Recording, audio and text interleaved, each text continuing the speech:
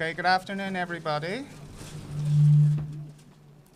I'm going to be mercifully brief. I know it's a massive cliche, but I think given the audience, we don't really need any introductions whatsoever. So I'd like to maximize the amount of time he's offered us and go straight over to thanking and welcoming the one and only Alan Moore.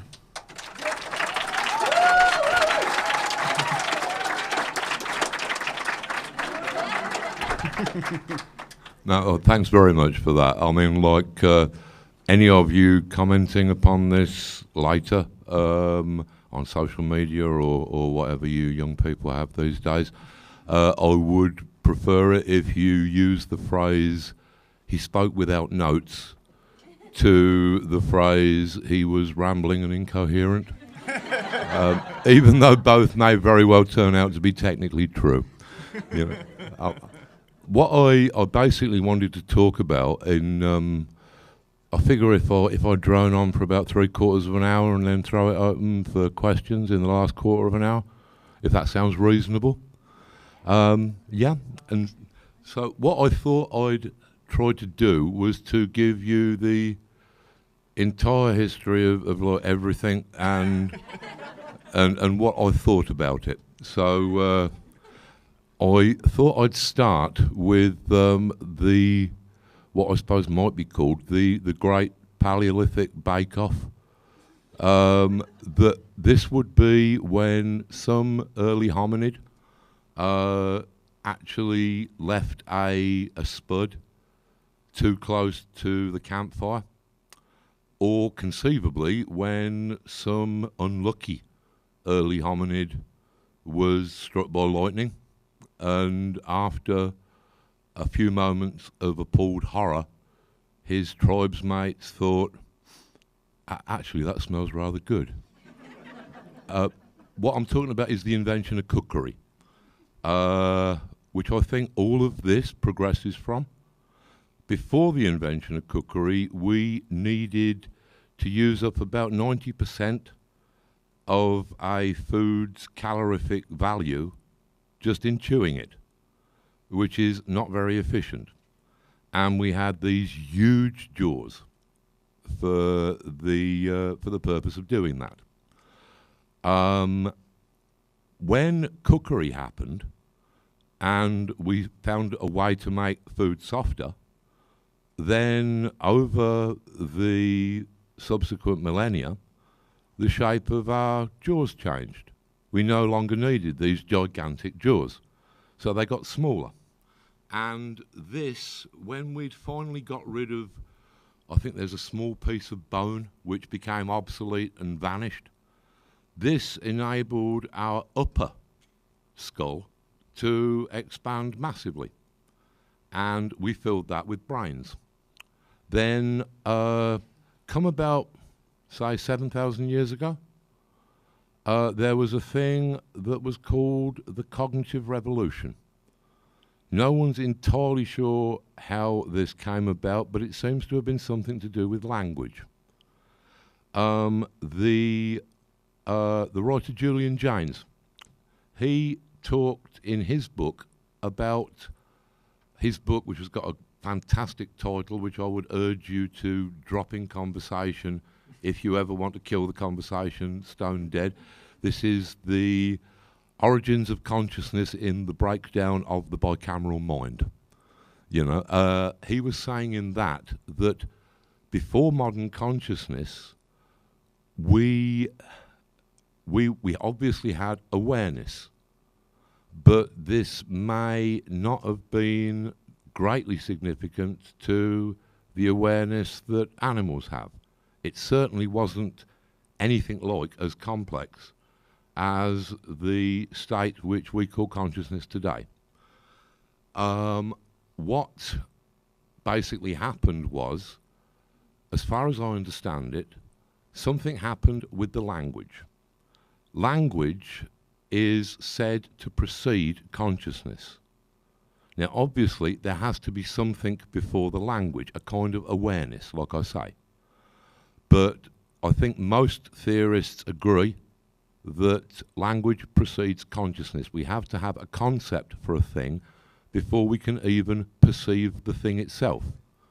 I suppose as an example, you might talk about the Aztecs, who I believe spent some days on the beach saying to each other, there's something wrong with the sea today.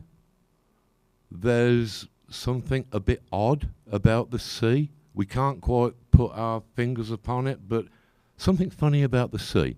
What was funny about the sea was the presence of a number of Spanish galleons, which the Aztecs had no concept for and thus could not even perceive.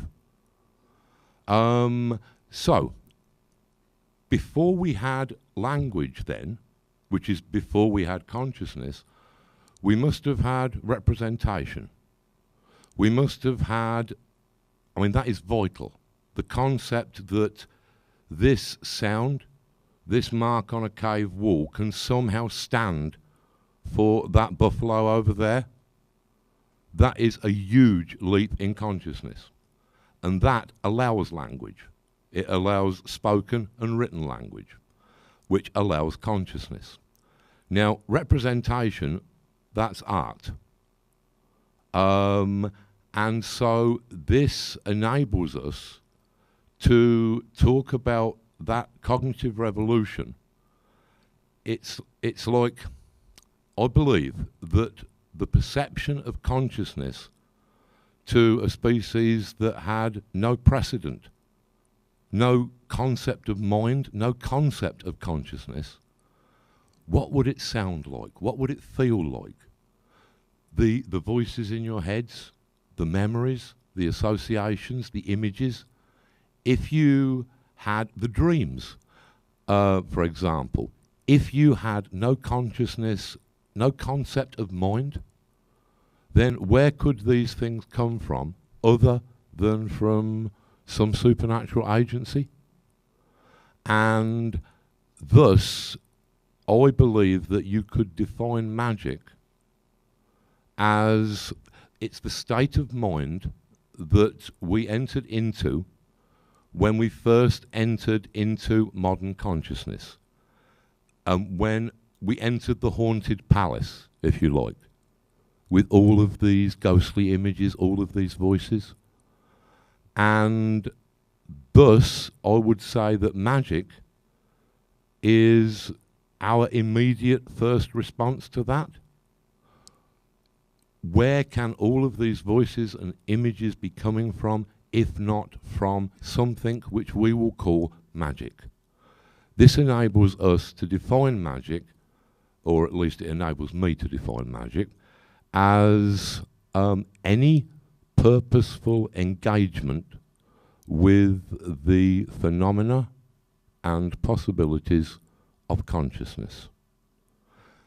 This is because of the use that we put magic to as soon as we emerged into consciousness. It was our one-stop philosophy of existence. Our entire culture came out of the first people to try and engage with the possibilities of this new consciousness that they had suddenly inside their heads. And when I say suddenly, I mean probably over thousands of years. But historically, that was still sudden, and it was still unprecedented. So the first shamans would have been the first people to be standing there in that downpour of consciousness, in that sudden monsoon of experience. The shamans and the shamankas would have been the first people standing in that deluge and thinking, you know, maybe I could do something with this. Maybe you could put this to some use or other. These would have been the ones who created representational art. They would have been the ones who first discovered the possibilities of language, and those possibilities would have been immense. You could have recorded time for the first time ever. You could have recorded your events, the events in your life. You would have had a way of measuring the cycles of the seasons. Hang on, this happened before. Didn't it get hot around this time, you know, a few moons ago? Until you've got writing, you can't do all that. Until you've got writing, you cannot pass your thoughts at a distance to another person. Now, imagine what that would have seemed like to people who hadn't got writing. And think about those first cave illustrations. From what I understand, they were only accessed after crawling through an immense web of underground kind of tunnels in darkness until you would reach the central cave, at which point there would be presumably illumination. And you would look up, and there, drawn around the cave, there would be all of these animals. So a person of that period would not think, oh, look at all of the drawings of animals. A person of that period would have no concept of drawing. I'm reminded of the anecdote of the first time that the very great cartoonist Winsor McCay, who was also the pioneer of the animated film, he had made a prototypical animation called Gertie the Dinosaur. He displayed it as part of a live stage act in New York, where he would be standing on stage. He would ask for Gertie to come out into view so that the audience could see her, at which point an animated dinosaur would walk out in a black and white illustration, only line, it wasn't coloured, there was no shading, there was no depth, it was an outline illustration. And this amiable brontosaurus waddled out into the prehistoric background that was also drawn and would seem to interact with Winsor McCay's spoken commands from the stage. And then at one point she seems to get a bit feisty, and Winsor McCay has to threaten to come in there and sort her out, at which point he walks off stage rolling up his sleeves, and a animated Winsor McCay walks into the animated image and berates Gertie the dinosaur. Now, my point is, after the show, the audience were asked what they had seen, and the majority of them said that they had seen a tame dinosaur live on stage, even though at one point the dinosaur picks up a tree with its tail and throws it over some mountains that are miles into the imaginary background, when the audience must have known that there was nothing beyond that back wall of the theatre other than perhaps a car park. And yet, because they had no concept of animated film, they believed that they had seen a real dinosaur. This was in the early 20th century. Imagine those people being led into a cave in the Neolithic period, crawling through all of that darkness, and then being led into that illuminated enclosure where around the upper reaches of the cave there were animal spirits flying, because that is what the perception would have been like. The early shamans, they would create the entirety of our culture out of their methods for dealing with the phenomena and the possibilities of consciousness. All of dance, all of music, all of painting, all of literature, all of sculpture, all of performance, all of this comes out of the dance of the shaman around that primordial campfire, because that is art, and that is a way of changing the consciousness of the audience. You're giving them new ideas. You are actually shifting their consciousness into a new state. And I suspect that at the heart of that original shamanic stage of society, there was ecstasy. I believe that this was the actual center of the shamanic worldview. It was this communal ecstasy at existence itself.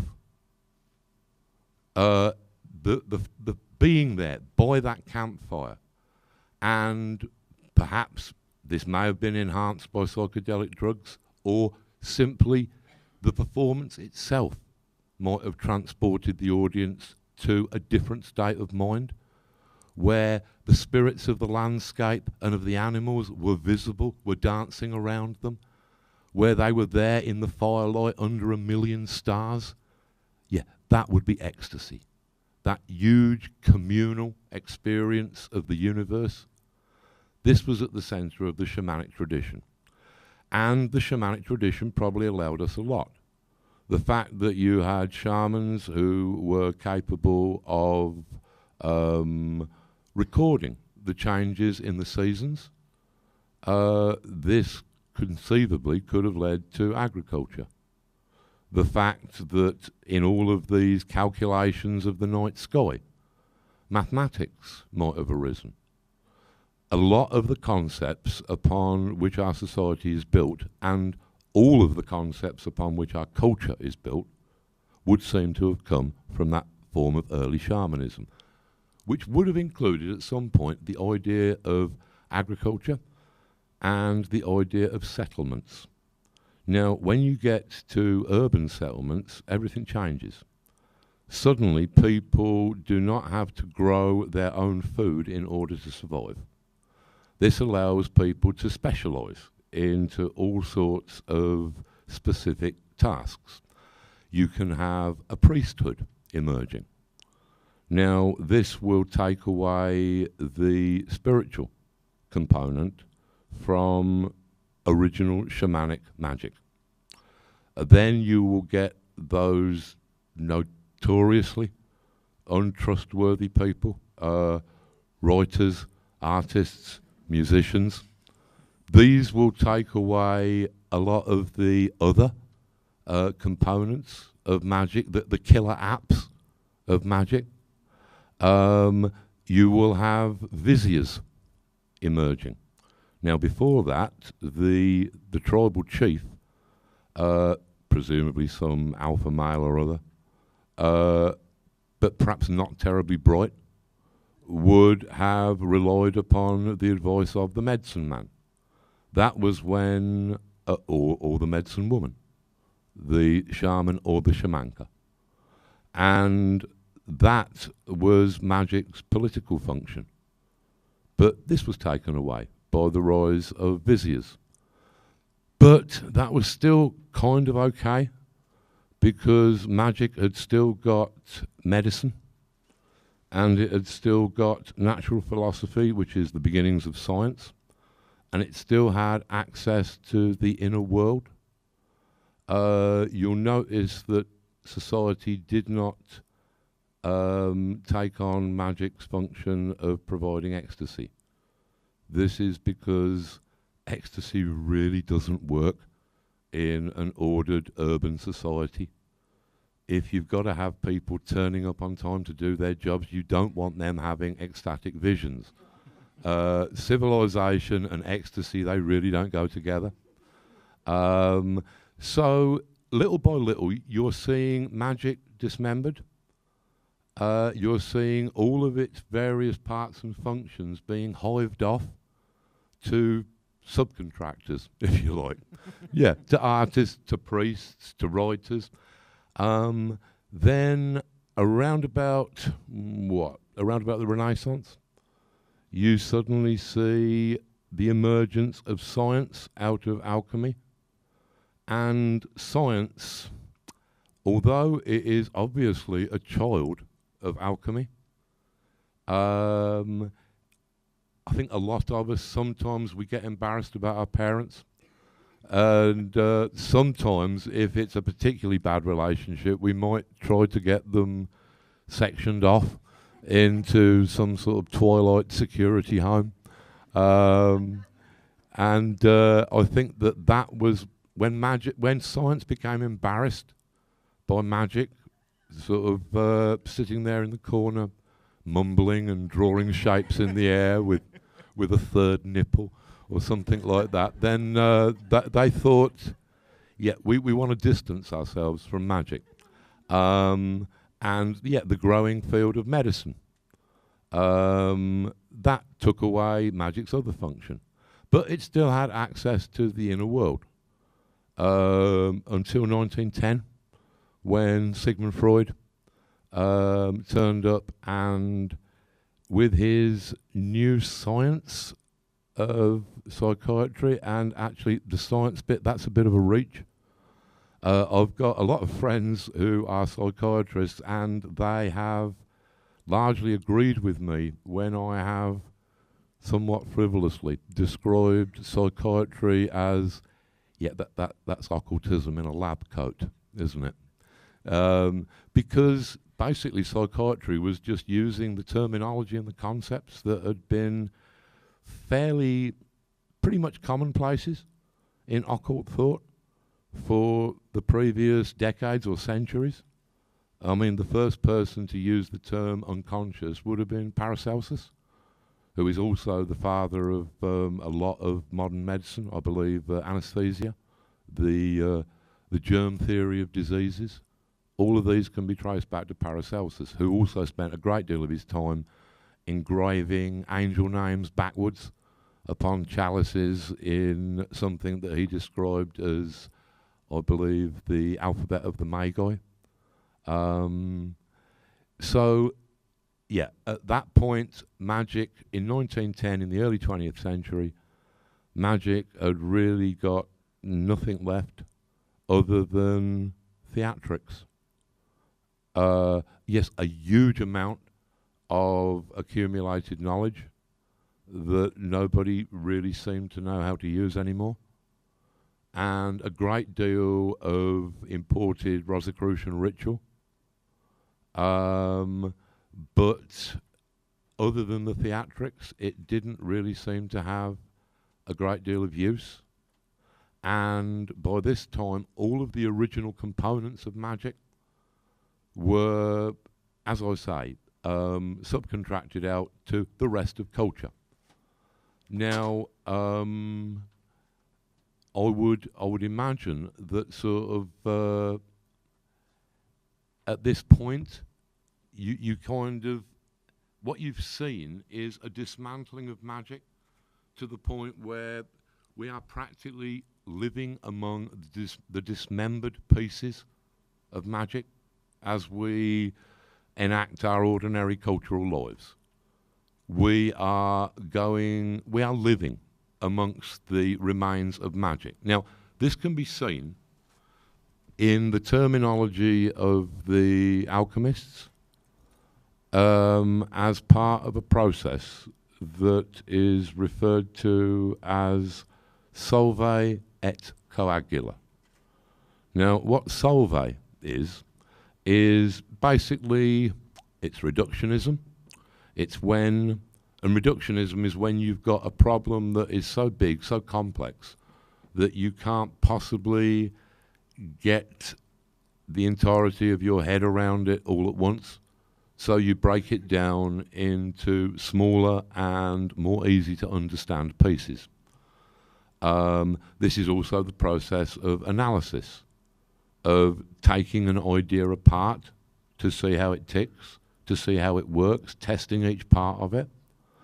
Now, yeah, this is the equivalent, of course, of taking a Swiss watch apart if it stopped functioning, and spreading out all of those little gears and flywheels on the table in front of you.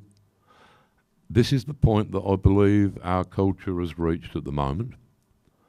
And this is, of course, the uneasy point where you have to think, yeah, I'm going to have to put all of this back together now, aren't I?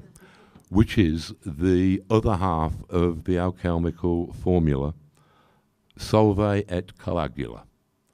The coagula part of it is when you put all of those watch parts back together in a hopefully improved, or at least better understood form. And I think that this is what we have done with magic. I think that this is what we have done with society. I think that we have taken these things apart to their most indivisible pieces. And now the task is to put them all back together. Now, how are we going to do that? The idea that I thought might accomplish that, or at least might point to a way of thinking by which that could be accomplished. The first step would be putting back together the original components of magic. It would be saying that, all right, magic is something that seems to arise along with art, language, and consciousness. In fact, maybe those four things are actually just facets of the same phenomena.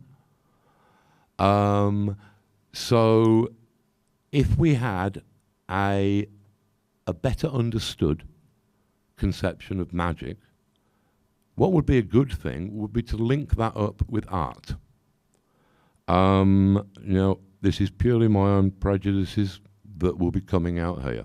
But a lot of this modern art, I mean, honestly, my 9-year-old nephew could do better. No, that's not true. There is a great deal of wonderful modern art. What I don't like is this lazy Charles Saatchi conceptualism. I don't like these things that are half an idea, they're demi-concepts, that they're things that might have been okay for an advertising campaign, but once you've got the idea, there is no reason why you should ever look at that piece of art again. I think that a union between art and magic could be beneficial to both sides. It could benefit art to have contact with some sort of vision that was at the center of the artistic process, that would enable people to create art that was actually adequate to the extraordinary times that we're living through. As for what it would do for magic, I think it would do a great deal. It would give a result to a lot of the otherwise resultless, that's not even a word, is it? But to the otherwise kind of unproductive magical rituals and things. I mean, it's all very well moving your consciousness into some other universe or other state, but what can you do with that other than tell people about it? If you could actually make that into some form of art in the way that, say, Austin Spare did. I mean, Austin Spare, that is the best, that's the closest that we will ever come to having someone who could take a camera into that state with them and actually give us some kind of concrete photographic evidence. You know, the art was originally part of magic. I say, let's put them back together, because that would benefit both of them. The next stage would be to link up art and science. And I don't think that that's unthinkable. I mean, like in my regular readings of New Scientist, I see a lot of movement in that direction already. That scientists are realising that, say, neurologists are realising that actually a lot of the modernist writers were way ahead of them when it came to actually describing people's actual mental states. People are realising that, I mean, there was Douglas Hofstadter's wonderful book, Gödel, Escher, Bach, which basically states that the mathematics of Kurt Gödel, which are very playful and recursive, well, no, I wouldn't say playful, they're too serious for that. They nearly destroyed the entire of mathematics by proving a paradox. And if you do that once, the whole of mathematics collapses. It was basically a variation upon the Cretan paradox, which was all Cretans are liars, says so-and-so, the Cretan. It's a thing which, if it's true, it's not true. Gödel, with this kind of weird recursive logic, he almost destroyed maths. Moritz Escher, he was using a similar kind of self-referential recursive logic in the creation of his extraordinary mind-bending pictures. And, Hofstadter argued, so was J.S. Bach in the creation of his fugues, in all of his very mathematical music. So, science and art would seem, to a certain degree, natural bedfellows. They can inspire each other. The final thing, and the most difficult thing to achieve, would be to connect science with politics so that we could have some evidence-based government. Like I say, that probably sounds like a bit of a reach. But when you consider our alternatives, we might be having to think about some different ways of doing things, and possibly sooner than we're expecting. So this is, that's my basic thesis, that ever since we became conscious, that our initial state was one whereby everything was explained by the magic worldview, that progressively since then we have dismantled magic, and to a certain degree have dismantled our own consciousness, our own identity. We've packaged it into smaller and smaller parcels. I think that as a culture and as individuals, it's probably time to start putting ourselves and putting the world back together. And I think that will probably proceed from putting our concept of magic back together. And if we can accomplish that, I believe that the ecstasy, that might be there waiting for us. But is that 3/4 of an hour? It's more like half an hour, but I imagine you're going to have an enormous number of questions, so we could open them early if that would... Yeah. If that sounds all right with... I don't know... I've probably, if I went back and added details, it would probably just be incoherent. Let's throw it open to questions, if that's all right with everybody else. Okay, have you got the microphone? I've got the... it's coming. Can you please speak more to the fact that you feel that civilization is not going to it doesn't work with creating ecstasy and creating pockets of ecstasy within civilization? Well, I think that this was the original reaction when we were first starting urban civilization, that ecstasy was found not to work because people aren't reliable if they're suddenly becoming ecstatic. And I think that you can see an aversion to ecstasy running quite a long way through our culture. We will generally find other reasons for repressing it. But, even in dance culture, where it was arguably a more chemical form of ecstasy, but where the ecstasy was as real, and the sense of communing with these abstract forces was as genuine, and yet that was outlawed because I think ecstasy is dangerous.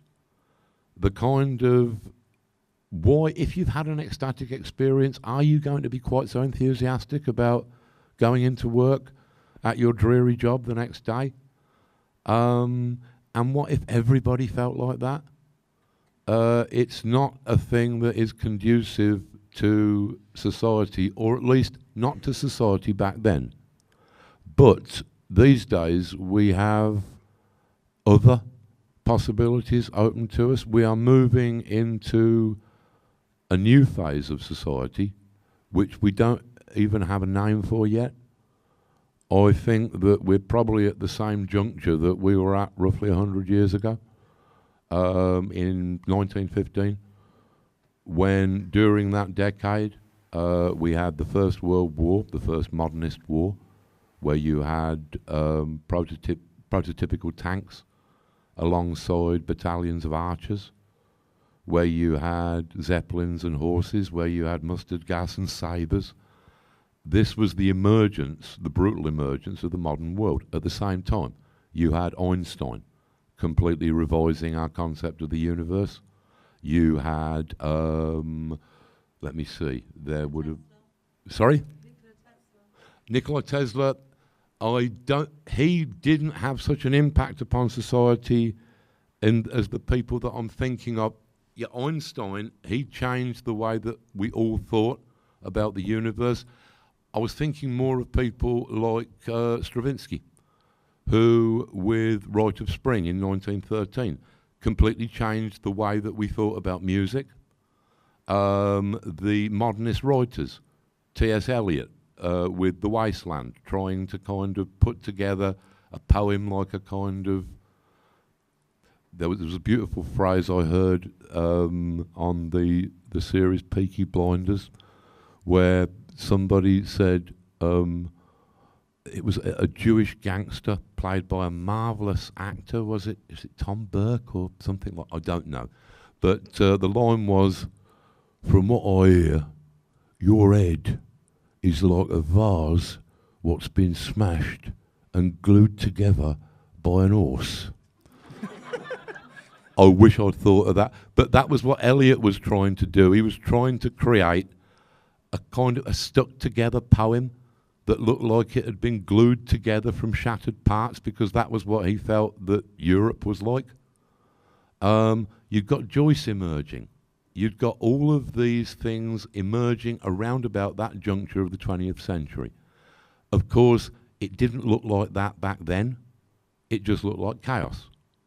It's only with hindsight that we can look back and say, yeah, that is around about 1915, that is where the 20th century started, and by extension, maybe where the 21st century starts, around about now, but that probably won't be visible until some several decades later, although things happen faster these days, so it might be quicker than that.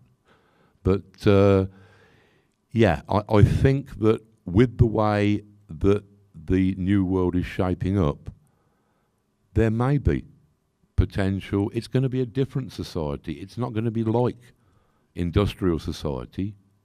We're already talking about the majority of the world probably not having jobs, which I'm reminded of something that my retroactively naive father once said to me. He said, you know, of course, in the future, there'll be all these machines doing things, so we won't have to work anymore. And he obviously didn't realise, no, that just means that you won't have jobs anymore, and they won't have to pay you anymore.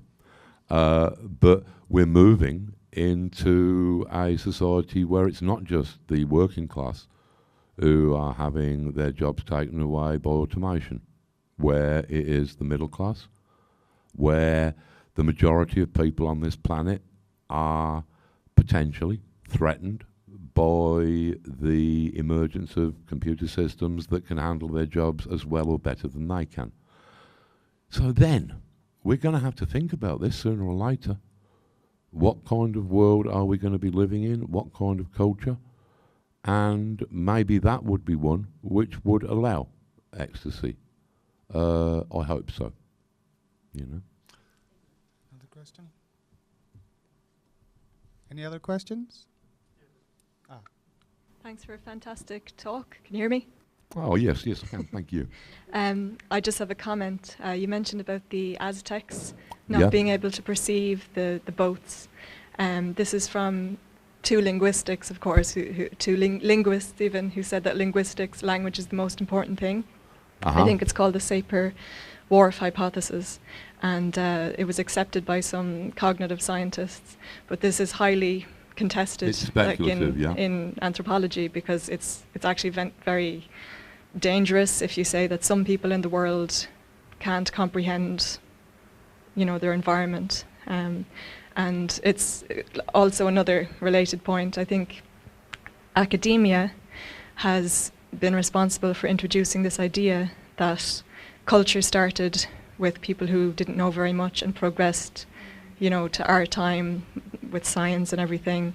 And this is supposedly the pinnacle of achievement. And I think ancient cultures aren't credited with, Absolutely. the knowledge. And you mentioned alchemy. I mean, people did have knowledge, and a lot of that's been lost. And I think people interested in esotericism and art are picking up those threads. So I think what you've been saying about artists and the kind of subcontracting is really interesting. So thank you. No, thank you. I mean, like, on the point of the Aztecs, yes, that was just something that I'd heard. I still think that even if that is speculative, and I completely accept that. And but I think that the general principle, at least, seems to me to be possible. That we don't seem to, we have trouble understanding new things. I did hear that, and again, this is probably speculative, that early ideas of centaurs may have come from the first sight of mounted humans.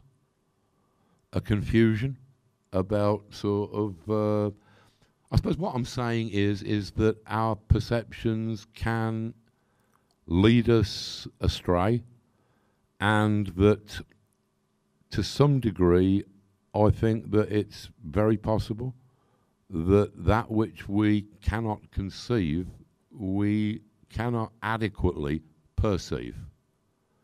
That, admittedly, I have very little evidence for that, but it's my feeling, based upon sort of personal observations, things in my own life, that sort of it takes me a while to understand what I'm looking at, and if I don't have a word for it, then I don't know it's there. I remember a specific thing was I was on my way home from school. I would have been about 7 or 8, and I was walking through a block of flats that had a little scrubby garden down at the bottom, and I paused by this bush because I'd noticed a little tiny white grub hanging by a thread from one of the leaves, and I thought, oh, that's interesting. I don't think I've ever seen a caterpillar do that before. And I was staring at it, and I thought, oh, look, and there's another one. And then suddenly, reality snapped into focus, and I realised that the entire bush, which I later identified, it must have been a mulberry bush, the entire bush was covered. It was like a stick of candy floss. It was covered in millions and millions of what I later realised must have been some kind of silkworm. But I wasn't expecting it. I'd never seen one before. And so it took me several minutes of staring at this thing before I saw it. Now, I'm not saying that that the Aztecs really couldn't see the Gallians, but I wouldn't be entirely sure that they could. Like I say, with the example of the Windsor Mackay Gertie the dinosaur thing, that sometimes our perceptions, they lead us astray. The knowledge of that which we are seeing with our own eyes often overrides any logic or any awareness of our own processes. But no, that is a good point. I agree that perceptions can lead you astray, but there's a difference between seeing something that you're not expecting to see, for example, and not having the knowledge of something. Like people who live near the ocean had boats. Yes. Knew what boats were. So that's to do with language and translation. It's not to do with not having the knowledge. Yeah. I know you're also saying another thing about perception. Although in the case of galleons, I mean, would a boat that big or that differently shaped to what the the natives would have perceived as a boat, would that have been necessarily, in the context of their culture, automatically understandable as a boat? Might it not be more like a suddenly risen island? I don't know. This is all speculative, but sort of...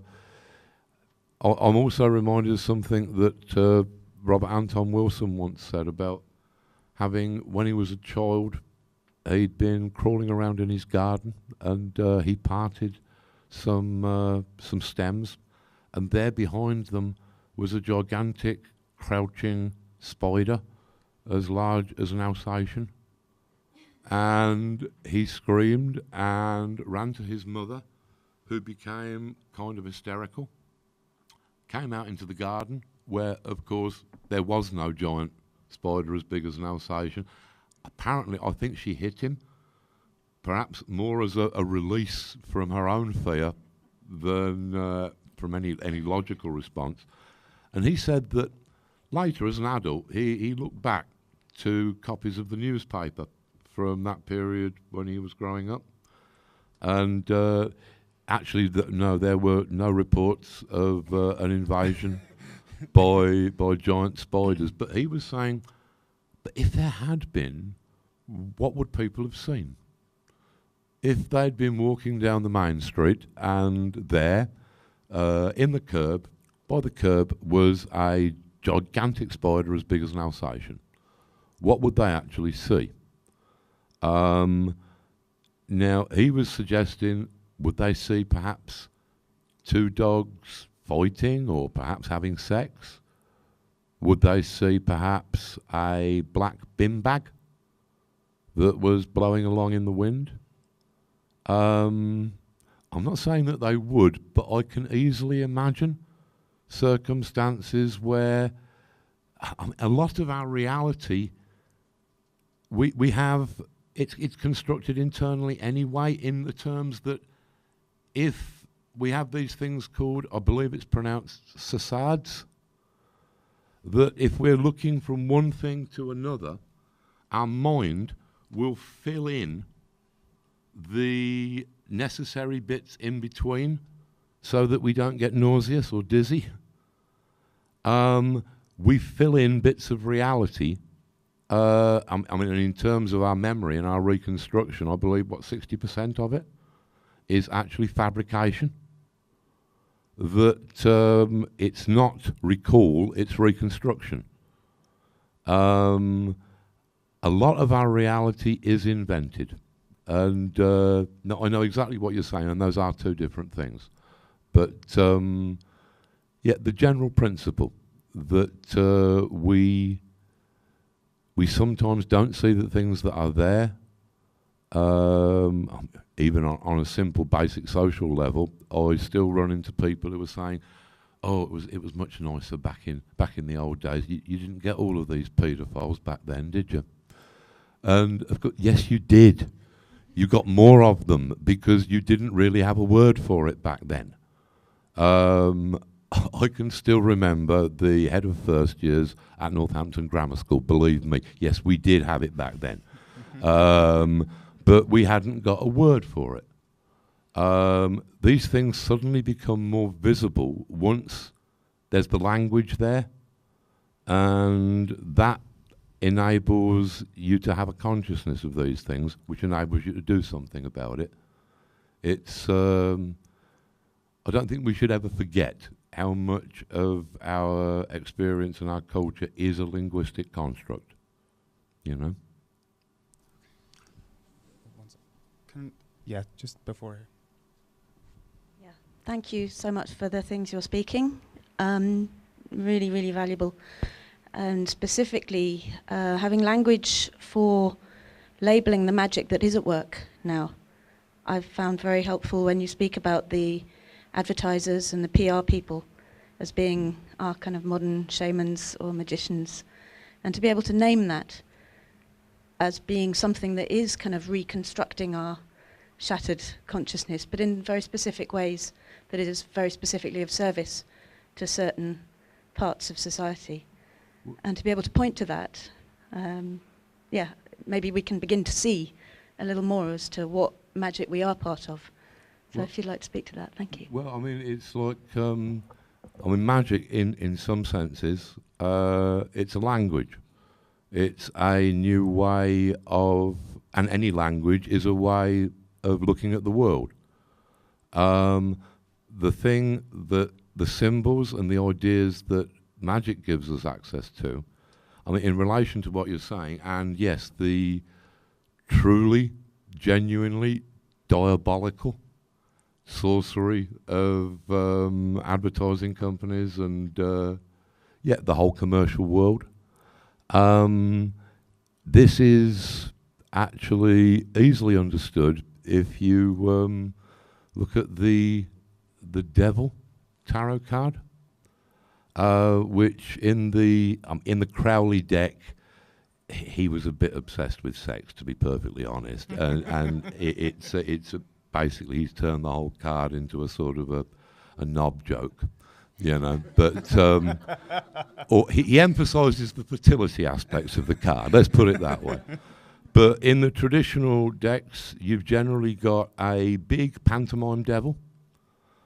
He's bright red. He's got the horns. He's got the goat hooves. He's got everything, and he's got one of those dangerous satanic Ozzy Osbourne upside down pentacles on his forehead, and he's holding a man and a woman on a leash. Now, what this actually means is it's pretty much encoded in that upside down pentacle. A pentacle that is the right way up is talking about the 4 material elements, you know, earth, water, air and fire, that they should always be governed by the 5th element, the quintessence, which is seen as spirit. So that should rule over. There should be 1 point uppermost, 4 points down. What you're saying, if you invert the pentacle, is that the material world is in complete domination. And in fact, spirit is so low down that it might as well not even exist. That the material world is all there is. And this is the message of the devil on the tarot card. What he is saying is, because that particular path that is represented by that card is a path into the solar center, Tiferet, which is the gold of the alchemist, which is perfect personal human balance. It is harmony, it is beauty. It's perceived as heaven by a number of cultures. But that particular path, the devil is saying, look, all of that stuff, it doesn't exist. It's not real. There is only me. There is only the material world. And if you actually bow down and worship me, I can give you all sorts of rewards. I mean, this is it. This is it. The material world, that's all that exists. You know, money. I mean, you'd like some money, wouldn't you? And you'd like lots of material possessions. So put aside all of these thoughts of spirit or any kind of personal advancement of consciousness or stuff, because that's all just a delusion. That's a fairy tale. Worship me and I'll reward you. Or, if you give me any trouble, just think about all the things that I could do to you. I could take away your money, couldn't I? How would you like poverty? And what about ill health? You know, this material world is all of my domain. And that is the whole point of the parable in the Bible about saying, get behind me, Satan. It's a kind of hologram. That is all that it can offer, and that is all that it can threaten. And that is a truly satanic view of reality. It's a dictionary definition of Satanism, as far as I'm concerned. That the material world is everything. That we are no more than our physical bodies, and that our culture is no more than how our economic balance is doing. This is Satanism, and this is pretty much the whole world at present.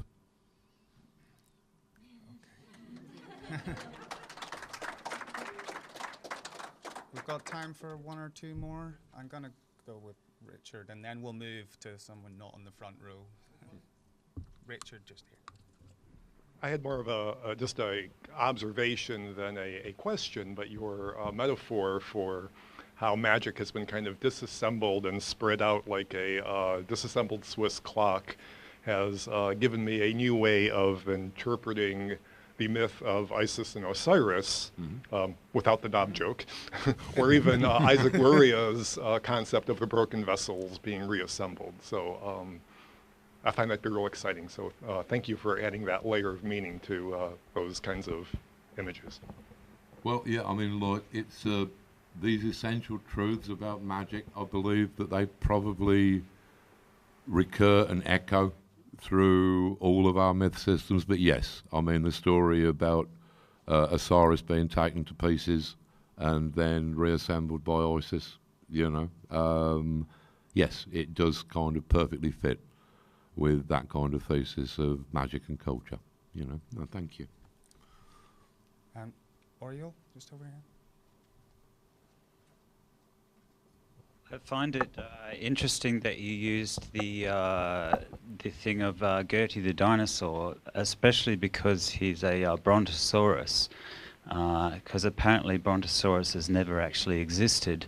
After I had heard that. I read the Stephen Jay Gould book. Yeah. So it's like a double thing in a way, because there's the perception trick of the fact that no one had seen animation, and yet we see how that even applies to like so-called science, in that the idea and the image of the Brontosaurus got into everybody's consciousness through all these scientific books and children's books and everything.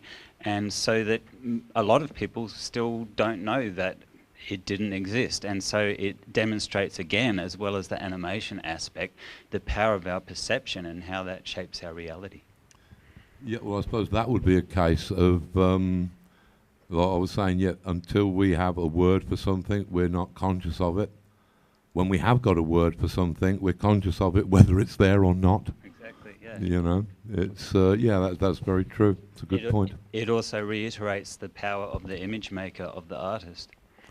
Yes, I mean, the way that, I mean, this is interesting when you look at the breaks in art. Again, back in the 1920s, you'd got the Cubists emerging. You'd got the Surrealists. Now, what both of these groups were trying to do was to do something that was more real than reality itself, that was challenging the fact that, yeah, what is called realism in art is often a very sterile thing that is just photographic reproduction on one level or another.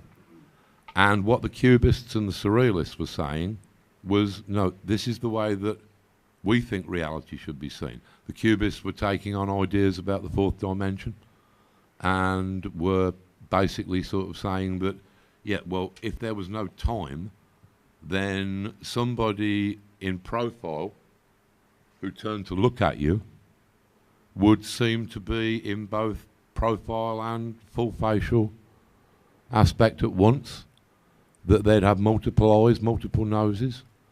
They were trying to adapt their art to a form of reality that we can't usually see. Yeah, it's sort of, this is one of the things that art and magic is good for. That it's all about opening up our perceptions until the invisible part of our world, which we must assume is probably the greater part of it, becomes more in focus, becomes more visible to us. You know. Okay, one last question. Yeah, over here. Yes, you can pass it. Thank you for this talk. Very, very, very enlightening. I had, you know, the discourse of this dismembering of magic is the same as philosophy has.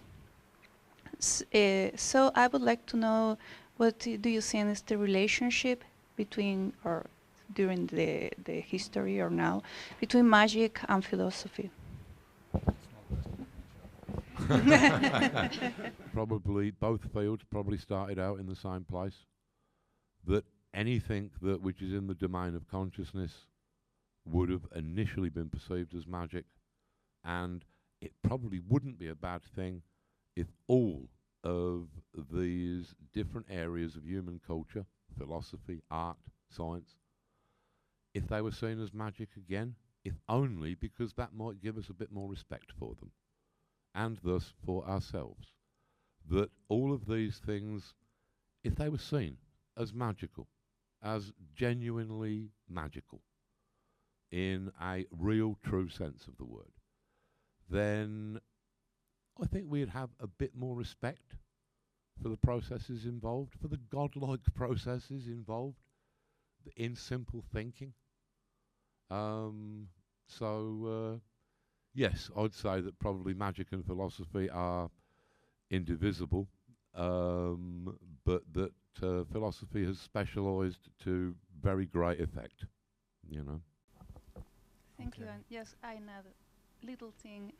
Well, in this conference, we have seen all these days that this, what you are talking about, is actually happening. Thank you. Well, that would be very, very comforting to think. I would hope so. I would hope that all of these different nodes of information, different lenses of perception, can all find some common ground, and that we can put this thing back together into a coherent and hopefully ecstatic culture.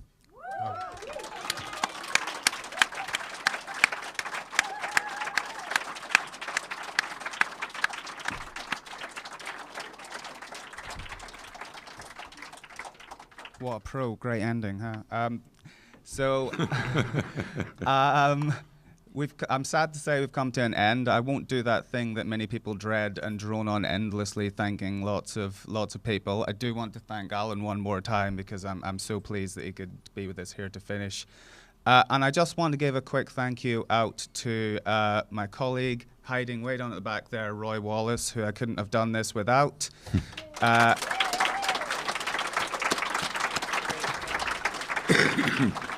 And just, of course, as well to Kerry and all of her technical team who've been the backbone to this whole thing.